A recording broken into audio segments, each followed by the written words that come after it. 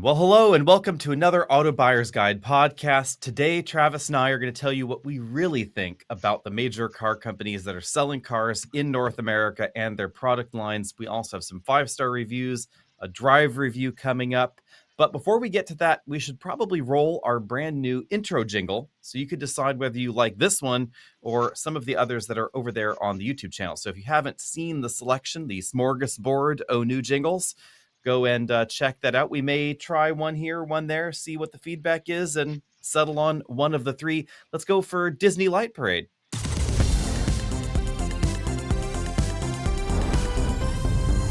Auto Buyer's Guide. So, Travis, it seems like it has been simply days since I have seen you. What's been going on? Well, as you can see, I'm not back home yet. I have a week at home, so I figured I'd go visit some friends.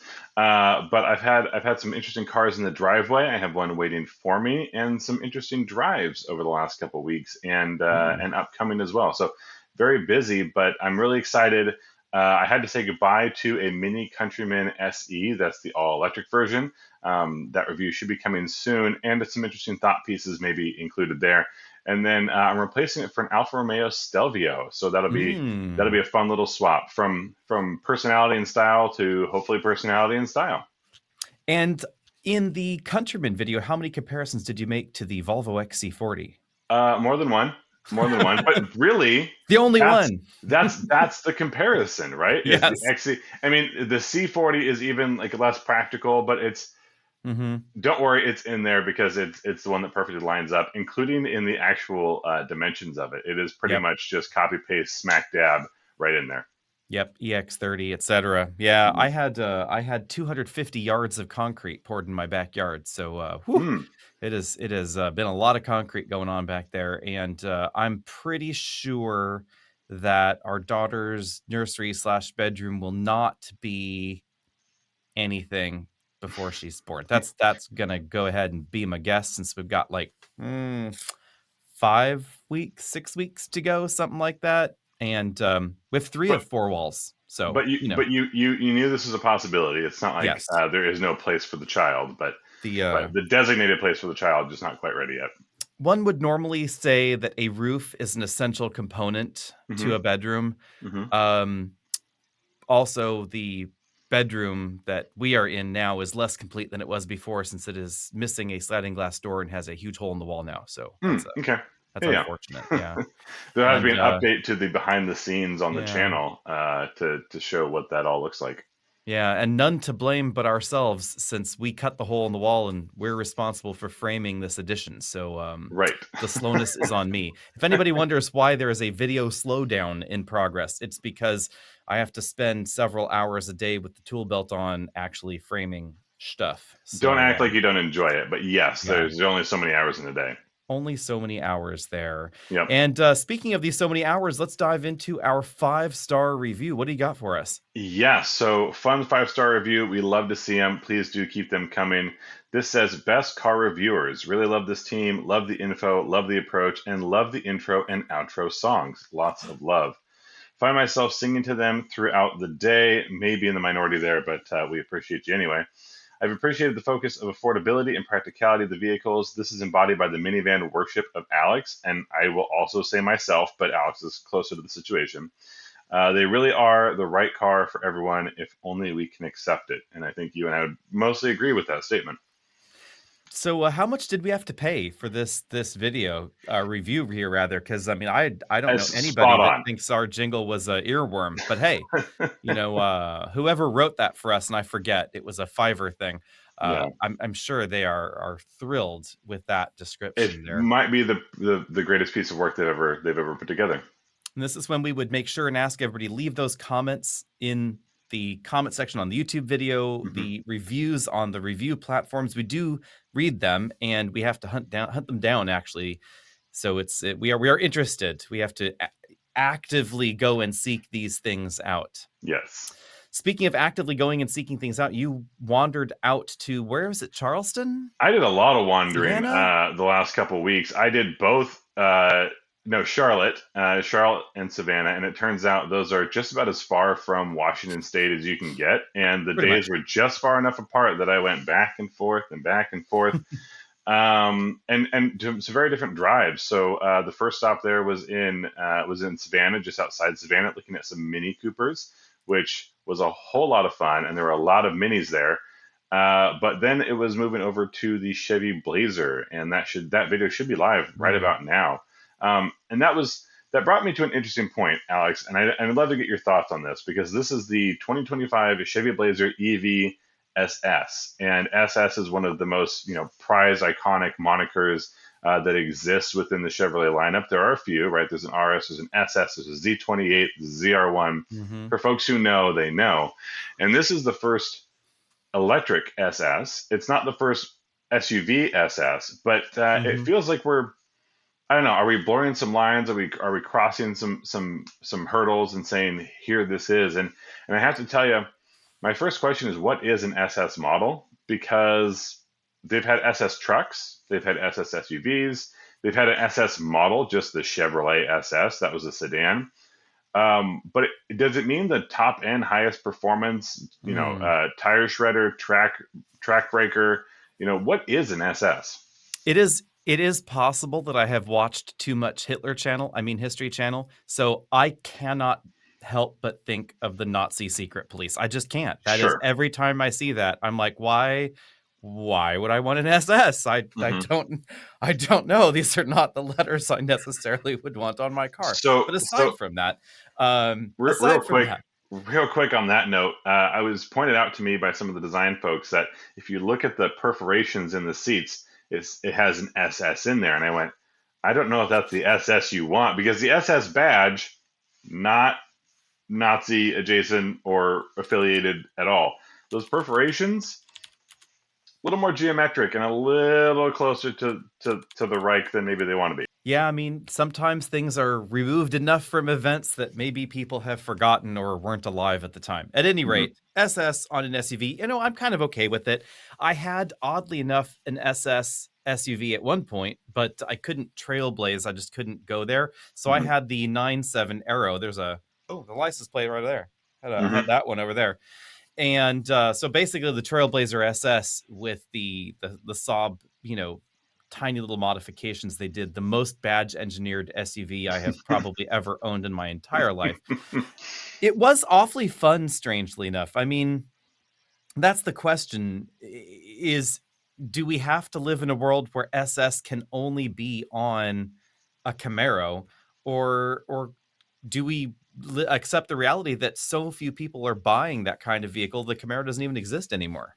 Yeah, I mean, I think it's one where you really need to sprinkle it in. And I asked the question, and my answer was an SS model is whatever Chevy says an SS model is, Hmm. right? It's their name, it's their brand. They get to do with it as they please.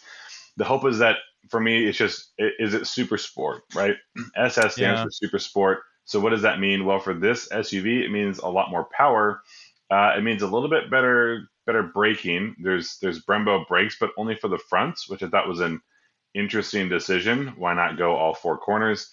And then some stuff under the hood, or under the body, right throughout the chassis to stiffen things up, and some tighter springs and that sort of thing. But none of it made it so you couldn't drive it everywhere every day Hmm. with any discomfort. As we know, we have a Blazer. It's a pretty comfortable car. To me, I kind of liken it to a town car, but this is a slightly stiffened up town car, but no Hyundai Ioniq 5N. No. And somehow, maybe it's just because the Blazer SS is going to be not cheap, hmm but also decently big and heavy. I think I would have wanted an Equinox SS, even though that's not really that much lighter, but it is a little lighter. I think I might have wanted an Equinox SS first, or this resurrected Bolt that's coming back. That could be more fun because it could be a cute hot hatch. hmm uh, Somehow that fits into the SS a little better in my brain because Camaro, it wasn't small, but it wasn't Dodge Challenger either. Right. And the Blazer SS is kind of the Dodge Challenger of that EV segment. It's big, it's heavy, it's not nimble overly in the regular form. Was this more nimble? Did you get Y- the sense that it feels lighter? not that it feels lighter, but that it's better composed, right? I think Hmm. that's that again. Everything's stiffened up a little bit. We did have a chance to take it out on a little bit of a track sprint. Nothing too big and crazy, and not too high of speeds. I think it was a very good exhibition for that Mm-hmm. vehicle. You're gonna have a lot of fun with it. People who want their daily driver to have a little more gumption, this is a good direction to go. It's not a super SUV at this Mm. point, but 0 to 60 was 3.4, I believe, is what it was running, which is lightning quick. There's a point where when you punch that throttle, and there's a certain level of head reaction where you can't keep hardly facing forward. It definitely has crossed that path, so it's one of those that's Hmm. gonna hit you hard when you hit the launch mode, and it's got its own wide open Watts I'll set say, up. what But is that? What they call it? Still wide open I lots? believe we're wide open Watts Okay. on that one. Okay. Yeah, Watts to Freedom is still my favorite, and I sort of hate myself for that, but Mm-hmm. it's Mm-hmm. true. Um, yeah, you know what? Here's the thing. I would be inclined if I was looking at a Blazer to get the SS. Actually, I like the way it handled. I like some of the aesthetic bits that go along with it, and actually, my Mm-hmm. favorite piece of it was the interior because you get the exclusive orange interior, and it's not overly orange; it's orange accented, including orange seat belts, and is that might be worth the price of admission for me, all things considered. I think they should have another mode for extreme acceleration called like offer me G's, Hmm. like high G's. They could be OMG mode. I'm just saying, let's noodle this around. There are other Offer me acronyms. G's. Uh huh. Yeah, there are other acronyms that we could go with. Hmm. Some family friendly and others not so much. Living on Lightning. You could do an Yeah, LOL. yeah, yeah. Yeah. It's they're things. The GM should contact us. We'll get to that a We little are bit happy later to in the spend video. hours on this subject matter. Yeah. Mm-hmm. Mm-hmm. How much is the Blazer SS going to cost?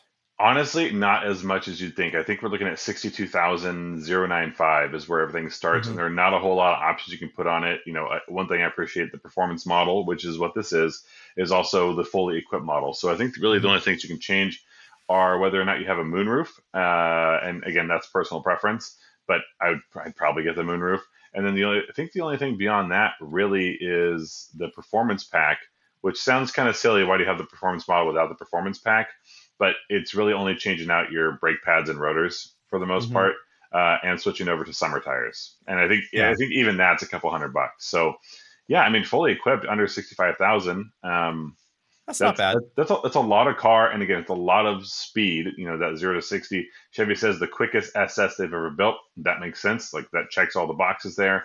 Not the fastest, and certainly not the fastest around a track, but that's a lot of car for that sort of money, and you still get a good usable vehicle. I mean, it's a family hauler. Yep.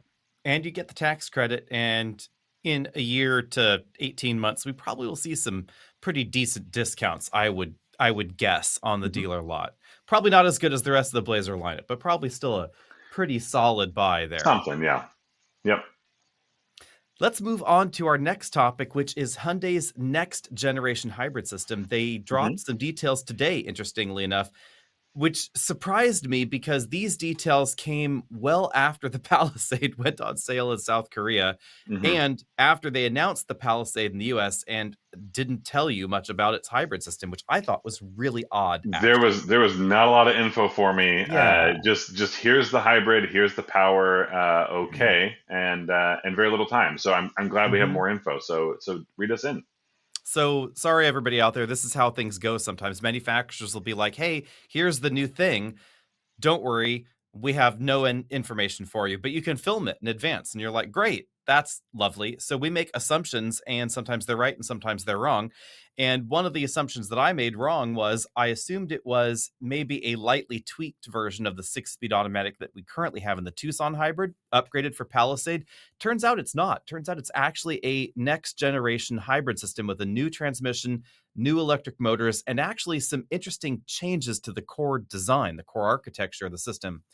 If we go back, the current Hyundai Kia hybrid system that's shared between all the different Hyundai Kia models is based around a 1.6 liter turbo engine, basically the same familiar 1.6 liter that we have in other vehicles, mated to a 6-speed automatic transmission. And that 6-speed is specifically designed for hybrid use. So it has a different ratio spread than we find in some of the other transmissions. Now, the reason for 6 speeds is the same reason that Toyota uses a 6-speed in their hybrid system, their hybrid max setup, because If you have a high final gear and a low first gear ratio for good acceleration and good fuel economy on the highway, because you have the electric motor, you actually don't need quite as many gears in the middle because the electric motor can help out the engine and kind of fill in for things here and there. So it makes a bit more sense than you might think. And it helps reduce weight and complexity in the transmission, basically. But in the current Hyundai hybrid system, P1, which is the motor generator unit that's responsible for starting the car, starting the engine, and for generating power whenever the vehicle is parked, that motor generator unit is belt connected to the engine, kind of like the old GM belt alternator starter mild hybrid things. And as a result, in those older hybrids, the ones that are currently on sale now, they require that the belt be either inspected or replaced every 60,000 miles. And Hyundai was clear in saying that they don't expect it to be replaced every 60,000 miles, but they want it to be inspected. And if it warrants replacement, needs to be replaced.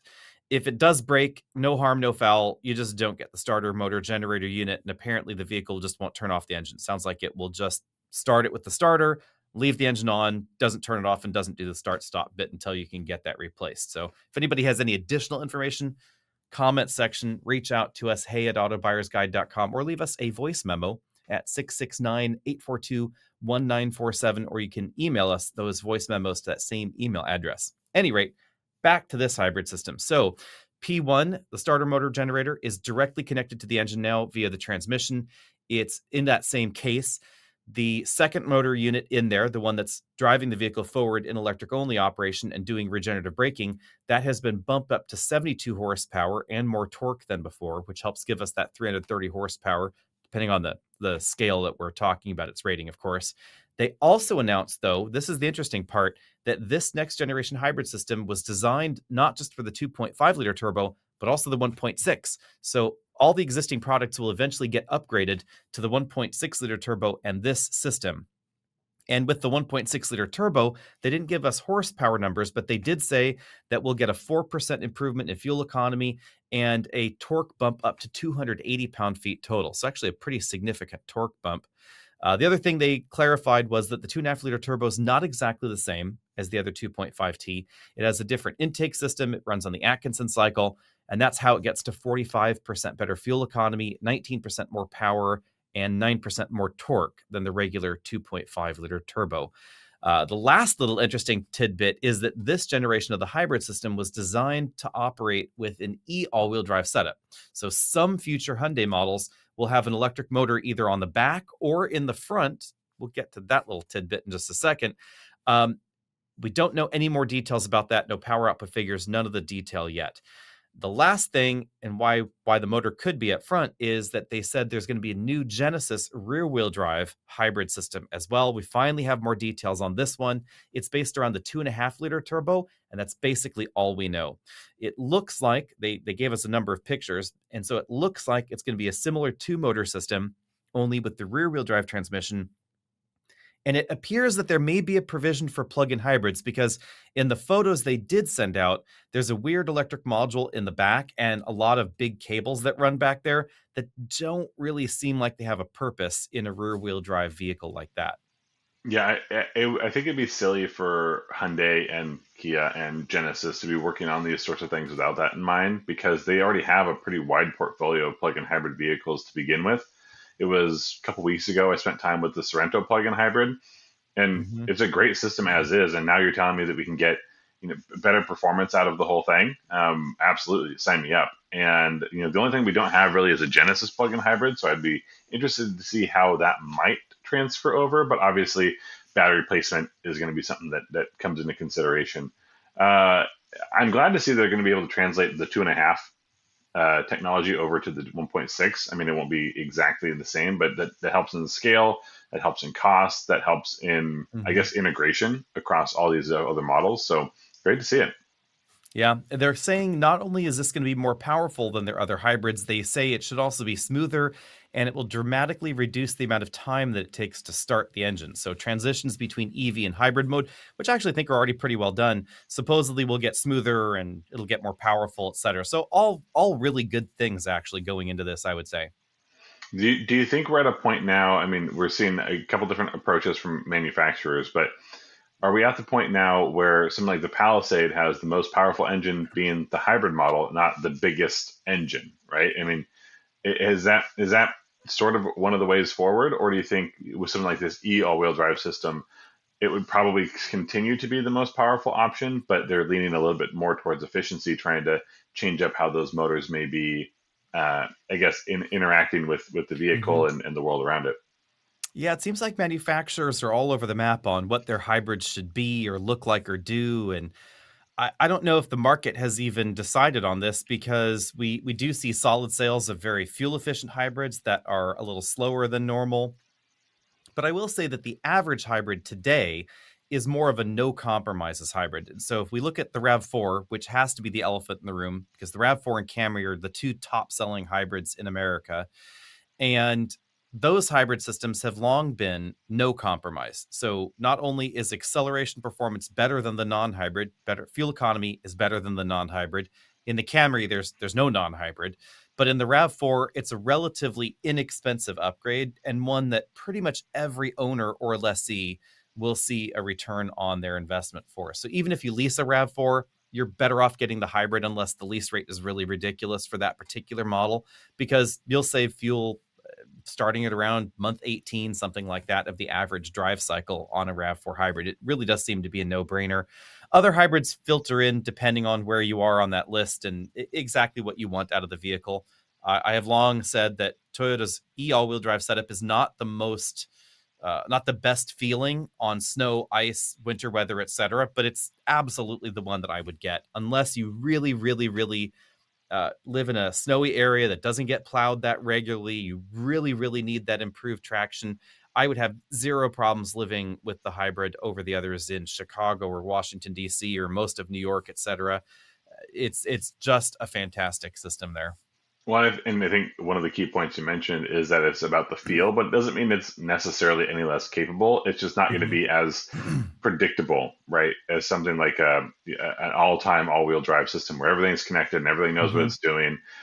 It just requires a little more slip, but if you don't do that all the time, or you just find yourself comfortable with it, saying, "Yes, I know I need to throttle in a little bit more," yeah, it's been the highlight Yeah. of the design so far.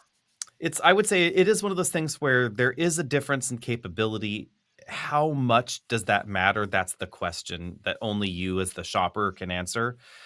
If you are, again, really concerned about these things, go with the mechanical system. The difference here is that in a mechanical system like the one that's in the CRV, the one that's in the Tucson, the Sportage, etc., it can lock the center coupling, and the front and rear differentials are getting the exact same mechanical input. So all four wheels could spin at the same rate with the assistance of the brake-based traction control. If both front wheels have zero traction, it can send 100% of engine power to the rear wheels. Certain engine outputs, of course, asterisks there, whatever. In the RAV4, that's not the case, and that's the tricky part. So in a RAV4, if the front wheels have no traction, it's not going to act like a Tucson hybrid, where in a Tucson hybrid, front wheels have zero traction.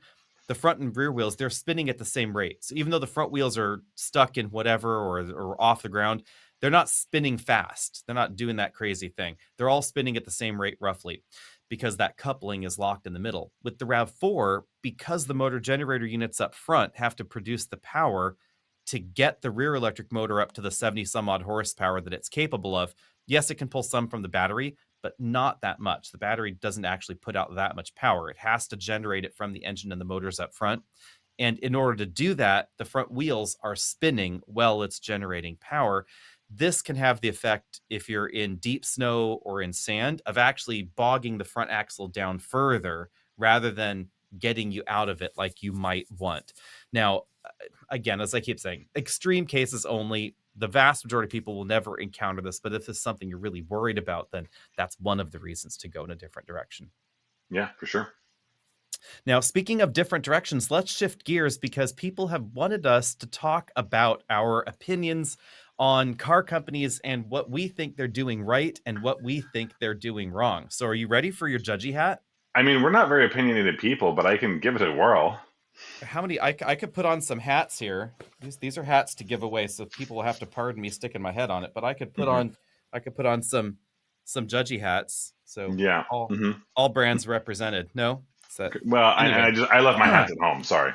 Oh, okay. Oh, there's a top hat that we use for pulling names out in giveaways too. But anyway, That would make a good judgy hat, oh, is that a good? Okay, well, hang on. right? I mean, you tell me, listeners, is that not a good judgy hat? I feel like the planter's peanut guy. Do I need a little cane? He's judgy. If you don't get Uh, planters, he's got opinions. Any rate, so let's dive into it. What do you really think about the big two? We'll start sort of in order in groups here. Let's talk hmm about the big two first. And yes, I know it's supposed to be big three, but we're calling it big two because I have opinions there. We'll get there. I want to start with General Motors. And General Motors is so in on EVs, and I think they're doing exactly what needs to be done. They went really hard. They've picked a direction. I think that has so far panned out fairly well for them. Down the road, we'll figure out how beneficial this optimized battery pack system is, because it's not optimized for production and it's not optimized for the current user, but down the road, when it looks at replaceability and keeping it on the road and cost to repair, that sort of thing, that's where it should pan out. But they've got pretty much every avenue covered of the models people are buying right now. We Mm-hmm. talked about wanting to see a sedan, a CT6 sedan, something like that. But either way, that's not the car that sells a lot. So props to them there, but no hybrids, no plug-in hybrids, Mm-hmm. and they were leading the charge, depending on who you ask. But they had the Chevy Volt. Yeah. They were first here. They said, "Here we go. Here's the system." And then they had a next gen Volt that had, Yep. 20 had. I'm making up a number, 35%, 40% better EV range. I mean, it's in Yeah. that ballpark, They were in on the plug-in hybrid. and they were there. And I know the Volt was smaller and it didn't have 5 seats necessarily, depending on which model you were looking at, but they were there, and then it was Mm-hmm. gone. And then the world started jumping in on plug-in hybrids. So it's a big miss, and we are waiting for their next hybrids and plug-in hybrids. They said, we understand we have to make a shift, but what does that look like? And I got to tell you, I'm worried that it's going to be just a system thrown in and not something as thought out or purposeful as we found in that original Volt or even the next gen. So I Yeah. like what they have Mm-hmm. done, but on the EV side, but the plug-in hybrids where they were the name of the game for quite a while. It was Volt, it was Clarity, and it was the BMW i3 Rex. Those were the original, that I Mm-hmm. think of for plug-in hybrids, and now Yeah. just And gone by Volt the wayside. outsold them all. Mhm. Volt's trajectory was kind of easy. They ran out of tax credits and didn't make sense to keep going with the Volt because it was pretty pricey. But I think they Yeah. could have tried to simplify it and jam it in some other vehicles. Chrysler made a go of it with the Pacifica plug-in hybrid, very similar base system. The Pacifica plug-in hybrid, the Voltec system that was in the Malibu hybrid and the Volt and the Toyota hybrids all share the same core design philosophy. So if Toyota can make it work with the Prius, and Chrysler can make it work with the Pacifica, hmm GM could have made it work, I think, given time. I think that GM's fault with some of their vehicles, and I think this applies to a lot of their electric vehicles as well, is that General Motors is a very conservative engineering company. And so when you see what they do and how they design things, sometimes it's a little too conservative. The Volt battery pack was really overbuilt. I mean, the cooling, the just the structural design of it was a little nutso, a little beyond what it probably needed to be, and certainly beyond where we saw competitive plug-in hybrids on the market. And their desire for it to drive just like an EV and just like a hybrid, have the same performance, et cetera, in each mode, also was kind of an interesting, rabbit hole that they went down with that hmm model. But I think that that's probably my thought, where GM sometimes goes a little off, and their EVs are that same thing. It's like, we need to design this modular battery pack where you can take these battery modules and plug them in and take them out and move them around from vehicle to vehicle.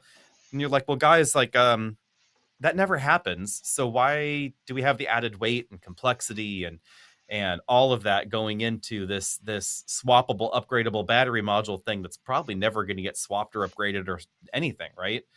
So I think they do tend to wander down those roads sometimes.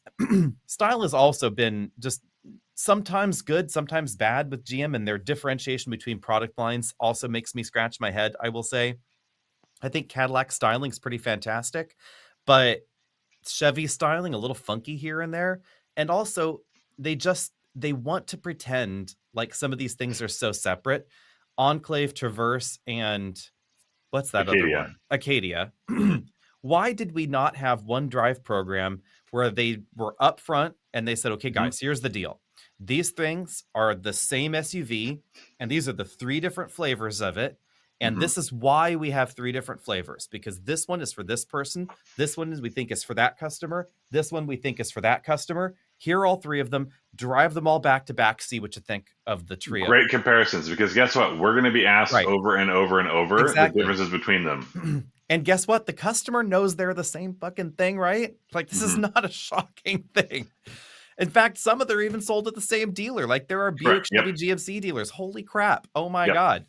But Yep. they absolutely, they think it is you tell them that and they look at you like you have three eyeballs and you just pooped on the carpet. They're like, no, we Yeah. cannot possibly do that because X, Y, and Z. Like internally, their heads would just explode. And you think, but it's awkward because instead you go to the drive for a Traverse, and then a Hmm. few months later you go to the drive for the Buick, and then a few months later you go to the drive for the GMC, and you're supposed to try and remember what the other ones were like, and you're going back with notes and like, well, what's this Hmm. one actually faster, and what's the how did that one Yep. look, and let's just be honest and have the three together. They compete with one another. It would be helpful. And I will, I'm not willing to die on this hill, but the fact that the top end Chevy Tahoe and Suburban do not get a passenger sunscreen for that second row, like basically because it's a Chevy and not a Mm. GMC or a Cadillac, is so beyond me. It's insane. But Clutching your that's pearls on that one. I cannot fathom it, because there are other cars at lower price points designed to hold less people, so Hmm, less hmm. specifically a people mover than a Tahoe and a Suburban, who have those Yeah, features. But and I it's think this it's is kept for the higher end, not right. model, higher end car. And I think you have to do that in a way though, because you have all these brands, you have to pigeonhole them in these ways. That's the classic push against GM in a way. We'll get to other manufacturers that do this too, but that is the classic thing against GM has been the badge engineering, the pigeonholing that, and it does make sense. If you have GMC and you have Buick and you have Cadillac, you have to choose which features go in which to differentiate them. Otherwise, there's no point in having all of them. And just thank sweet baby Jesus that we don't have Saturn and Pontiac anymore and Oldsmobile, because those would all be in there too. So Hmm. there's that. And the opposite of that is Ford, because Ford ditched Mercury and we just have Ford and we have Lincoln. So Yep. I think that we see more feature overlap as a result of the fact that you don't have these millions of different brands in this lineup. But, Ford, I think seems a bit more confused sometimes in their direction than GM. GM's like, we're all in on EVs. We're betting the farm on this thing. We say they're going to be profitable, and oh my God, they're actually profitable. Like, it turns out they can actually make money on an EV. And Ford is kind of doing this tiptoeing thing where they have a Lightning, they have a Mach-E, but they don't share battery packs, which does seem weird. Like they share some components inside, but the pack itself is not shared. But hold on. You heard about their latest upcoming EV for North America, right? Mm-hmm. What is it? I'm waiting. Crickets. You know what I mean? It It's was supposed to be the Explorer. That's great. Now what? I mean, uh, it's you had momentum, right? You were mm-hmm, you mm-hmm. were the first truck to market, the mainstream, and people liked it. Truck Yeah, buyers like it. And I know one individual who is a staunch truck guy who loves his Lightning because it's faster than his other truck. It carries all the loads his truck needed to do, and it's way cheaper to run. So, yep, and then you had the yep. Mustang Mach-E, which is super controversial because you put the Mustang name on it, but Mm-hmm. I love that they did that because it makes it a more It's actually interesting selling well. EV. Yeah, and it's doing well, and it now has a heat pump. Mm-hmm. What's next? What are we doing next, Ford? Show us. I think what's going next with Ford is they're trying to make sure that they're profitable as much as possible, whereas GM seems to be more willing to lose money and throw money down this rabbit hole to make this thing work. And Ford's like, you know what? Maybe we keep some cash for later. I Yeah. think it actually may work out okay for Ford though, because in our current geopolitical climate and changing changing desires from customers, et cetera, and the politicization that has been applied to electric vehicles, I think Ford might be in a slightly better position because their electric truck and their gasoline truck are the same truck. So that's Hmm. probably was obviously a cost savings for them. I just am surprised there weren't more synergies in the drive lines between these things. Like, why is it that the Lightning doesn't use the rear motor from the Mustang in the front or something like that? Like, there is a Right. bit more synergy that could have been done in those lines. I think also there needs to be a Lincoln EV because the Lyric has been selling quite well, and I'm surprised they didn't Lincolnify the Mach-E. Yeah, don't worry. That's the next direction I was going is okay, so they have two models in the Ford lineup. Where's the copy paste over to Lincoln? Where Mhm. is the Lincoln Blackwood, which is the F-150 Lightning? I mean, I'm not saying that's the one it should be, but Yeah. it's there. It's an option. Where is our electrified Nautilus instead of our electrified Mhm. Navigator, right? If we're Yeah. baby stepping into these things, step. Well, Let's see it. you know, the Lincoln lineup is tricky because they're in for a bit of hurt. Hmm. The Nautilus is, of course, manufactured in China, and so Correct. currently it would be subject to over 100% import tariff. Its future is logically uncertain. They won't say we don't know, but it does not appear that any have been imported since the tariffs were announced. Who knows where it will go? Yeah. The Aviator recently refreshed, Navigator redesign, refresh, whatever we want to call that thing. Great. Corsair is ending production soon. It was built in the United States. The rumor was that it would be replaced by another small Lincoln crossover that would be imported. It sounded kind of like not necessarily imported from China, but possibly Canada, built in Mexico. We weren't sure, right? Just not built in the United States anymore. That seems unlikely. I would bet that it could either be canceled before it was announced or delayed seriously. We just don't know. So Lincoln could end up in a situation this year where they are a two-car manufacturer. There's two cars in the lineup, Aviator and Navigator. That'd be You, weird. you talk about streamlining, right? That's one way to do it. I will tell you one thing Hmm. I'm really glad that Ford's doing, and one thing I want to see them do a little bit more of. That Ford Maverick hybrid is Hmm. a beauty, and the fact that we have an all-wheel drive system in it, fantastic. Put that in the Bronco Sport. And Yeah. I know it's not one to one, but there's a lot of shared stuff between those models.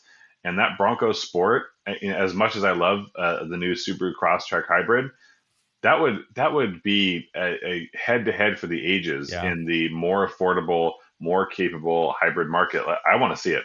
Yeah. Ford just can't build enough of their hybrid systems. I will say that Ford has a good hybrid track record, and this is the misstep I think that they really effed it up on. We Mm. already said fuck. Might as well say fuck again in the show, right? You did. I My already count's did. still zero. Bad. Any rate, so maybe we'll beep some of these out. I don't know.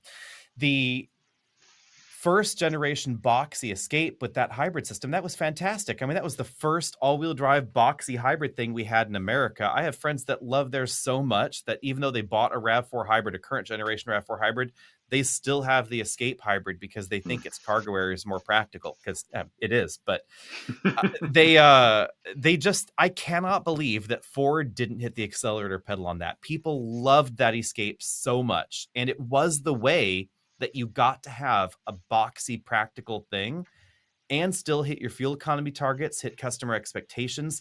The hybrid system is the way that worked and the only reason that really worked. So I'm just shocked that they didn't dig deeper into that and give us a full suite of boxy hybrid things. They just never ramped up the production of those drivetrain components enough. So fast forward to when we have Maverick Hybrid, they have been really upfront that Maverick Hybrid was a loss leader. It was this thing they knew they needed to do for compliance. They didn't think customers would be that interested in it. And so in order to help them create more Raptors and other high performance trucks that get Hmm. low fuel economy numbers, the Maverick needed to exist so that way they could escape corporate average fuel economy fines. They thought no one would be interested in buying the hybrid. So instead of the hybrid being an option where they wouldn't be selling enough hybrids to make the Raptor work, they made it standard. So that way they could get those sales, consider this maybe a break even or a really low profit margin kind of product. But that would allow them to escape the fines on their more profitable models that they were selling. That was Yeah. their thought and their plan. Indirect returns. Yeah, and it turns out everybody wanted a Maverick, and that's why the hybrid system got a lot more expensive, and B, why it took them so long to put all-wheel drive on the hybrid, because they didn't need to. They were already selling all the hybrids they could build. Yeah. They actually can't even build more Mavericks than they're building now. Yeah, but we also saw the drop of the hybrid in things like the Explorer, the consumer Mhm. Explorer. As I Yep. understand, it's still available for fleet. But Yep. I also have heard some concerns about applications of that in fleet use that I mean to ask Ford when I get the chance. But there's opportunity. If they can't build enough, let's figure out how to build more. That's Yeah. the answer. It seems like the profitability on the smaller hybrids, Maverick Hybrid, etc., was better. And so even though they don't directly share all the components, there are certain things that are shared, and the battery and the motor manufacturing facilities they have can only build so many units. So it seems like there was a desire to relocate those resources and those assets in different areas. And so it made sense. But again, bad planning, because had they done this 20 years ago and ramped production up and given us that F-150 hybrid earlier, the Explorer hybrid, these other things earlier, they'd be able to produce this many. But we're running slow here. So let's move I on know. to the big point five. So Stellantis, because it's not an American company anymore. Chrysler may be gobbled up into it, but Stellantis is headquartered in the Netherlands and listed on the Paris Stock Exchange. So not exactly the most American of companies, but oh my God, do they have a lot of brands? Abarth, Alpha, Chrysler, Citroën, Dodge, DS, Fiat, Jeep, Lancia, Maserati, Opel, Peugeot, Ram, Vauxhall, and formerly Ferrari, all part of this thing.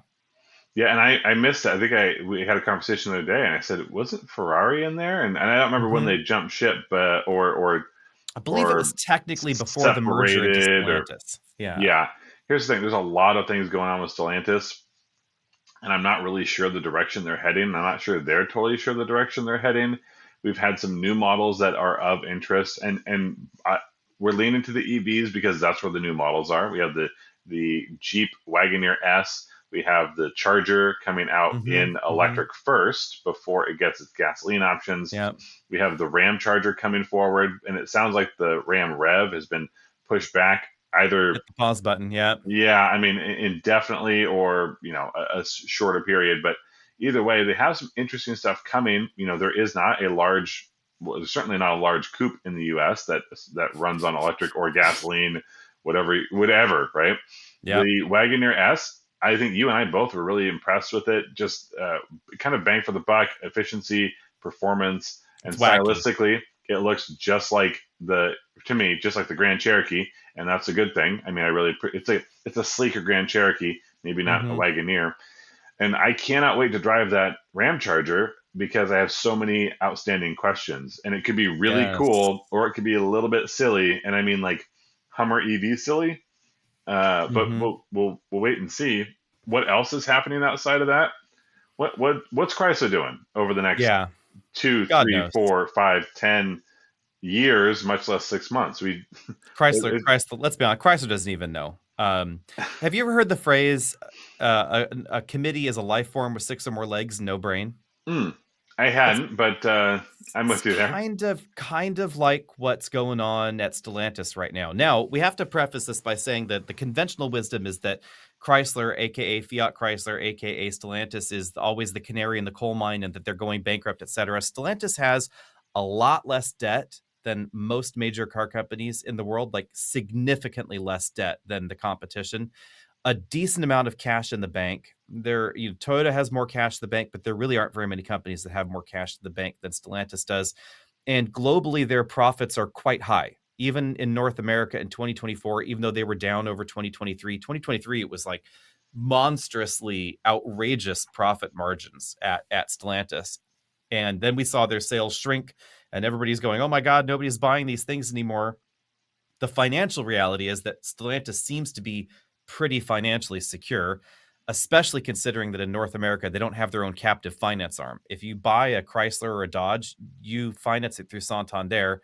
and it's branded as Chrysler Capital, but they're not making the money off of it that like GM Capital and Ford Capital are making off Hmm. of their cars. So that's the weird part of Stellantis. But also, it definitely seems like some of these successes are accidental. I don't know. That's the view that a lot of people have from the outside, is the profit margin accidental? I would go with, I don't think so, but they do have this way of burning that candle all the way to the end. Like, when are we going to stop making a Durango? Like, oh my God, it's old enough to smoke net Well, practically now. last call, Alex. Last call. We promise. Last call. We promise, promise, Final promise. edition. Uh, are we ever going to get a new Voyager, like a new, new Pacifica? When are these things finally going to die? Durango still sells well, which I guess is the reason they haven't killed it off. But how Yeah. much better could it sell if they had a new one? I don't know, or a lightly lightly massaged one at least. Or any It's other. I funny. mean, forget working at Chrysler. Imagine working at a Chrysler dealer where you Hmm. hope that somebody wanders in, servicing their Pacifica, and are told that their Pacifica needs to be replaced, and you sell them a new Pacifica. And that's where the dealer revolt seems to be going, because it's all well and good that Stellantis produced, 20% fewer of this last year, but they made so much more money on that, 80% volume than they did on the 100% volume the year before, because the prices went up. So that's lovely for them. But if your dealer's margins are still squeezed and they're paying the same space rent as always, and they're paying employees, etc., then dealers' profits, it's hard to tell because they don't report in the same way. We don't have that window into them, but it Hmm. certainly seems from what we've heard from dealers that the Stellantis dealers are really not happy. Let's move I on, wouldn't be. though. Let's move on to Toyota, or as I like to think of them, the new GM. They're kind of getting there. I mean, there's a couple different directions you could go with that, but not only do we have their own brands right at the top two, you have your Toyota and Lexus. There's also a lot of affiliation with other brands. I don't Hmm. think we're looking at a bunch of spin-offs per se, but they've got their hands in a lot of buckets. Yeah, and I was surprised by this. Did you know that the Lexus customers are about the oldest in the luxury segment and the poorest, interestingly? I mean, I relative speaking, because we're Right, talking about a right. high-end customer anyway. Honestly, I'm not terribly surprised by that. And but then it begs the question, why does a UX exist? Because that doesn't seem like uh, quite the same realm. But no, Hmm. not ultimately surprised at all. But they're also Yeah, probably some of the most loyal. they are, and that is the interesting twist. So the average Lexus customer, according to some recent reports, is on average 5 to 10 years older than a BMW, Audi, Mercedes customer, and worth a notable amount less, net worth and income both. So older, less wealthy, and significantly more loyal and interested in those, in reliability over some of the other features that the other manufacturers have. The Toyota side of things is interesting, and the reason I say that they're kind of the new GM is because GM's always been a conservative engineering company. Maybe not the same kind of conservative engineering style that Toyota goes for, so it's still on that same thing. But Toyota's had, some misses lately, some engine issues, some transmission issues, a lot of stop sales that have affected their things. And they are doing the 1990s GM thing where they are trying to corner every tiny phone booth size segment of the SUV market. Do not leave the dealer lot, because if you need something bigger, we got it. You need something smaller, we got it. You need more efficient, we've got it. You want more Hmm. powerful, we can find one. It's All all there. body on frame. Hmm. Who would have thought Toyota would be the one with the most body on frame SUVs in America? And also the most hybrids. I mean, Yeah. they're doing Most everything. hybrids I would have guessed. Well, but I mean, like body on frame and hybrids. Yes. We're going two different directions. Some of the most off road capable models Hmm. by name recognition, right? You have your TRDs and whatnot, and you also have some sports cars, and Yeah. you also still sell a minivan. In our What recent is Toyota not doing right now? in our recent video of the Land Cruiser, I kept calling it a forerunner. Oopsie. But also, it kind of is because they share so much now. Although it's the forerunner that I would get, so whatever I that's worth. I would agree, but the price tag is a little high. The And that's, the transfer over point yeah. exists, and I don't think it's too much of a drop off from the high end forerunner to get the low end Land Cruiser. Obviously there's some, but it'd be worth it for me. I'd go get a Land Cruiser. And this is where I think a similar thing to GM, which is, let's have an event where we have Forerunner, Land Cruiser, GX, LX, Sequoia. all together at the same time. Do And it. if we could toss in some international market ones on that same platform, so we could actually see, why do we have this rainbow of things? And it's like this pie is sliced real thin Mhm. between some of these models. Why are they all here? How do they overlap? Whose customers whose, that kind of thing. I would be curious to know. Um, a little bit more slimlined is the Honda lineup, because as I keep saying, remember, for folks out there, that Honda's a much smaller company internationally than Toyota, so they're not going to have a lineup as big. Yeah, one thing that I think Honda and Toyota are always pitted against each other as basically the top Japanese brands and the household names that have been there forever and had good reputations. But one thing I've felt that they've done differently is their car design. And there is always going to be some carryover from model to Mhm. model, from segment to segment. But I feel like there's more of that happens in Toyota than there is that happens at Mm. Honda. The models feel a little bit more unique, but they also should, because the gaps between them are so much bigger, right? Because Do they? Toyota has so much overlap. Do some of them feel a bit boring? I'm thinking of the small ones: Civic, HRV, Integra, that other thing, ADX. Hmm. Those are a little samey, and the styling. I like the ADX and Integra styling the most, but Civic is a little on the overly restrained side, shall I They've say? they've matured in their design in a way that is not the most exciting, and actually almost in a Volvo type fashion, where no one looks at a Volvo and goes, "Oh, I hate Yeah. that," but no one looks at a Volvo and goes, "Oh my gosh, that's the most amazing thing I've ever seen," because it's just not that risky. And I think the Civic now looks too much like an Accord, where I want it to have a little bit more personality. The I don't know. HRV.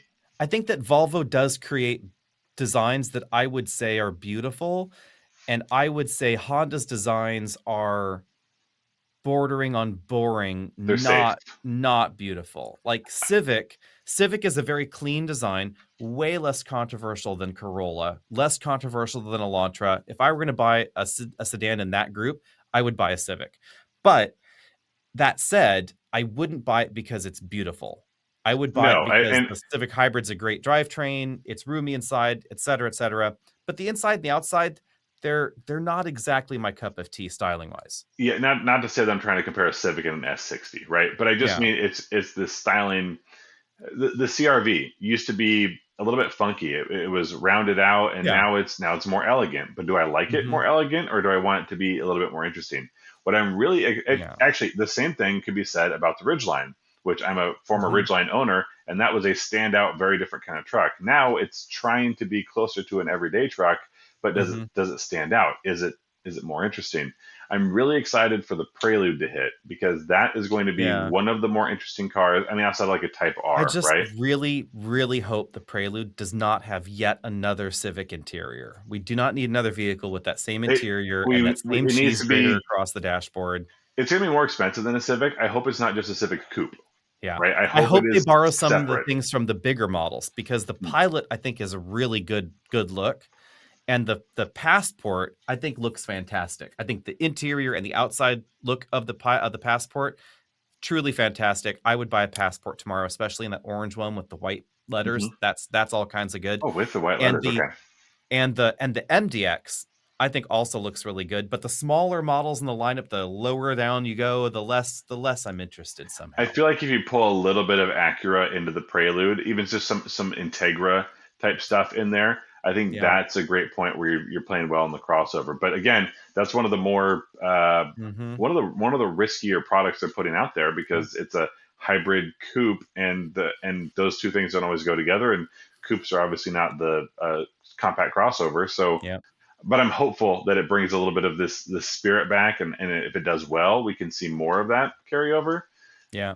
From your lips to Honda's ears, my friend. I know, I know. Yep, And one of my favorite Hondas on the market right now is made by GM. So there we go. that's true.